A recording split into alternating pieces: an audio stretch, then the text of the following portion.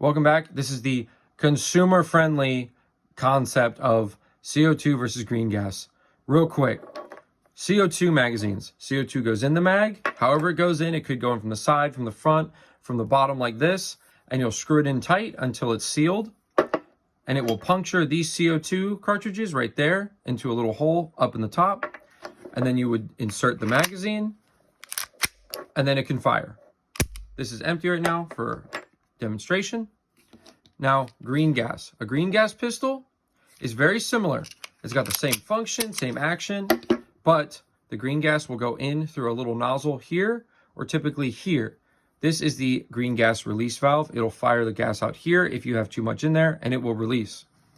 Now, the good thing about green gas is that it is propane-based, and it's got a lubricant in it. So when you fill up a magazine and it fires through the gun, the gas is being expelled through the gun, which means that will actually lubricate the gun and keep a lot of the internal components a little more wear and tear friendly. CO2 is a drier gas and it can dry out components, but it tends to shoot harder and be more reliable in different weather. I noticed that my CO2 magazines have lasted a little longer over time. I don't know why, maybe they're just built tough because it's CO2, but green gas magazines tend to leak, and maybe it's due to the lubricant, but again, this is just from someone who just buys a lot and wastes their money on this. Green gas is great, but I tend to think if you're performance-wise, CO2 performs better for muzzle velocity, so basically actually hitting your target with a consistent rate, and being able to maintain in bad weather.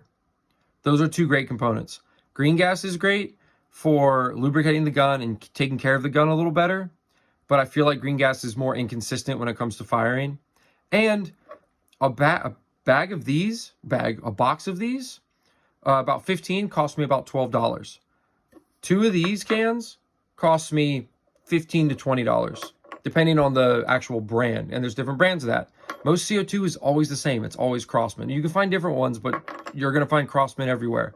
This is also friendlier to find in stores. You can get this at Walmart and other stores like Ace Hardware and stuff like that, Dick's Sporting Goods. Green gas, you kind of have to either buy online or go to an airsoft store. So those are the pros and cons. Take that for what you will. This is consumer friendly for you guys to be aware of the bonuses and the negatives to each one.